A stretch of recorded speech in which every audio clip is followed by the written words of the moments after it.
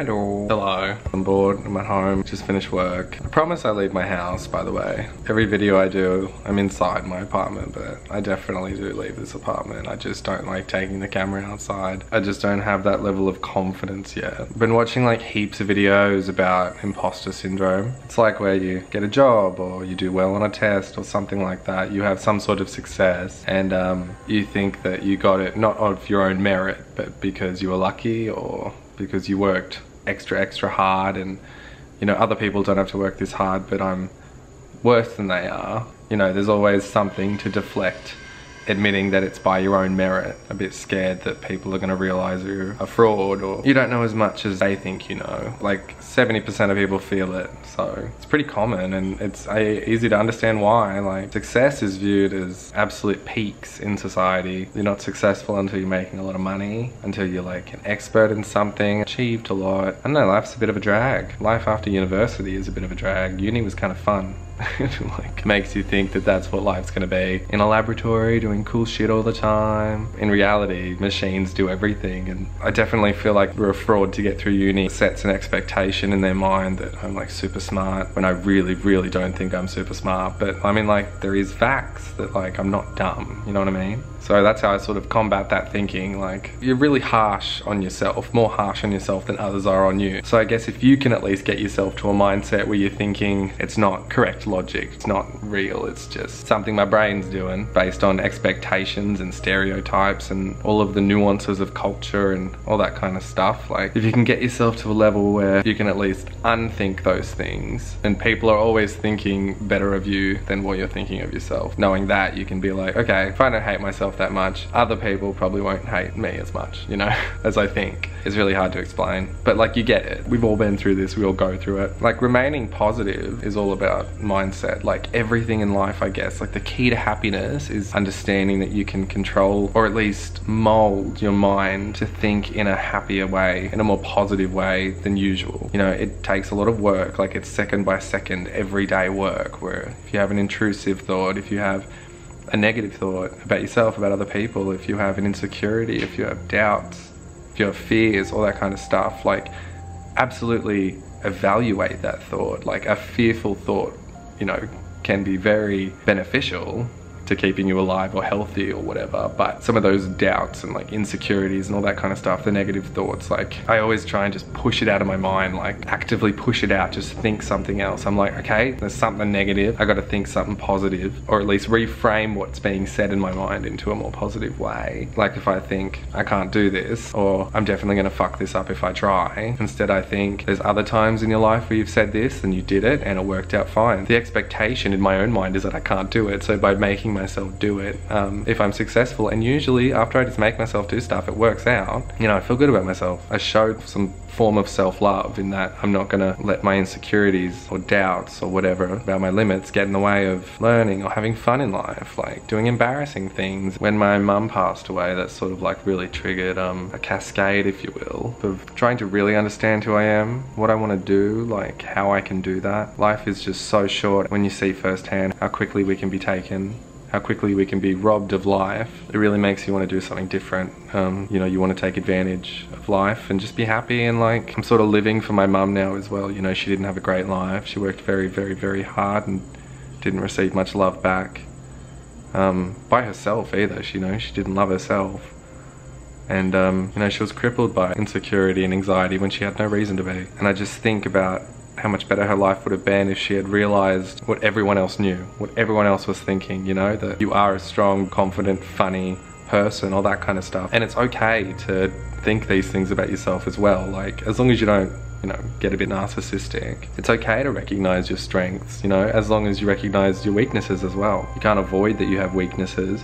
And no one is perfect at everything. Everyone's got some form of weakness, and everyone's also got some form of strength. Like, I'm pretty good with people and talking. I like that stuff, I enjoy it. But it's something that a lot of people aren't great at, but you know, instead maybe they're better with their hands, more hands-on. Like, I'm not really great hands-on stuff. like I'm sort of pushing myself now to do more things that involve strengthening my weaknesses, because I realize that I can't just stay in a bubble of continuing what I'm good at and ignoring the fact that I have weaknesses, when I should be training my weaknesses so I have a more even playing field, you know, sort of a jack of all trades mentality, rather than I can only do this. Like, my memory's pretty bad. When people tell me stuff that's really important, I make a little visual story in my head so I remember it better. You know, little coping mechanisms, if you will, to work around when I'm not good at, but appreciate that I am good at things as well. So that keeps me sort of more positive about myself. You know, it's literally day to day for the rest of your life, I think, process of changing the way you think. The longer you force yourself to think positive, to think better things about yourself, you know, the longer you do that, it gets wired naturally into your brain. Fake it till you make it, you know? Hang on, I just need some water. I've been talking so much. It's hard to film yourself and edit it, and like, you edit it so many times to get it perfect, and you're constantly watching yourself, and you know, you're watching the expressions that you're doing and the way you say things, and like, you're seeing yourself through a different eye. You're seeing yourself how other people will see you. And then you go out into the world, and when you talk to people, you can see how you look to them as you're speaking and doing things, and that sort of really fucks with you a bit. And then it sort of makes you become a bit confused about who you really are. So my camera stopped recording, and fuck. Anyway, the key to happiness is to not think as much. It's the only thing I think about, not thinking. Be more instinctual. We're all living in this world, but everyone is having a unique experience. I'm the one who has to live in my world. I need to make my own world as fun as possible, just as you need to make your world as good as possible. Figure out how to do that, and then apply it as much as you can. When something happens like your mum dies, something just absolutely crazy that just shakes your world to its core, something that makes you realize the world is kind of shitty, reality's not as great, really kicked me up the ass to be more motivated about making a great life. Life is your oyster thing. You just realize that every second sort of counts, because I could be here by bus tomorrow, and like, am I going to be happy with at least how much I was trying to have a better life? It's not about like having a great life. That's awesome, that's like the pinnacle, that's the goals. If I get hit by a bus tomorrow, I'm not going to think I had a shit life because I didn't do those things. I'll be happy with the fact that I tried, that I didn't give up on my life, that no matter how down I got sometimes, and like, I've been pretty down since my mum died.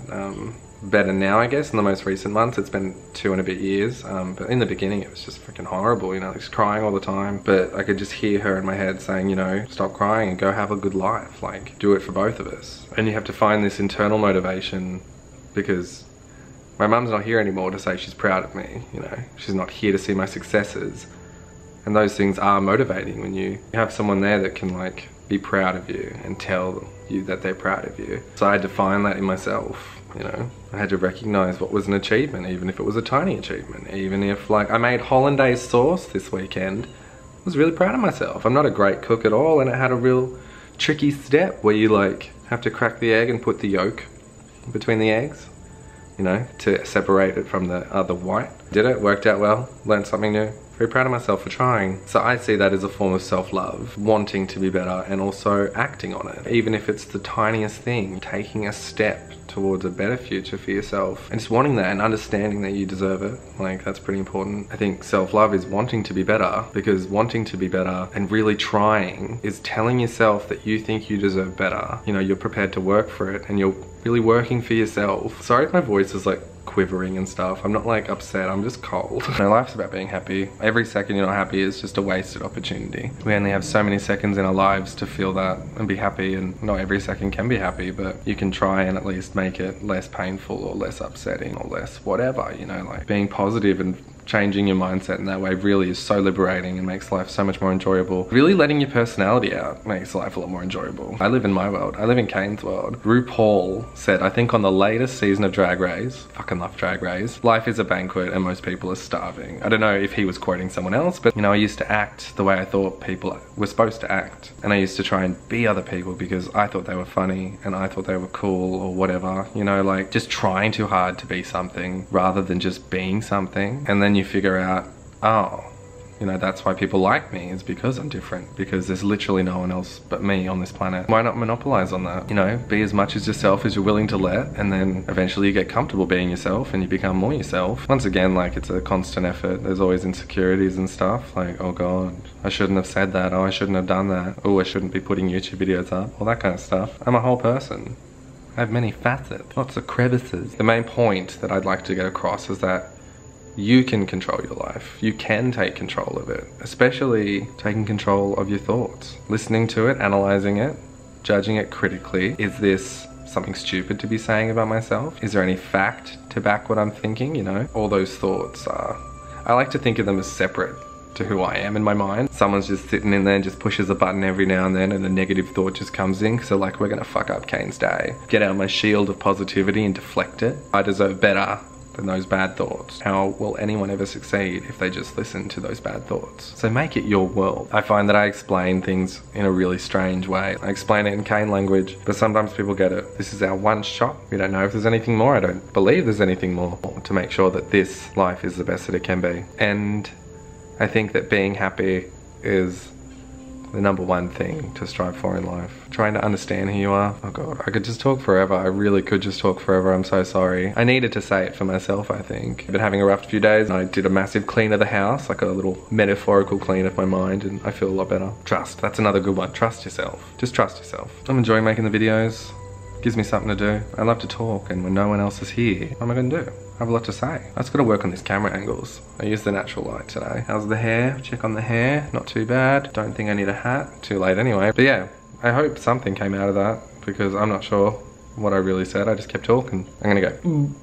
Bye.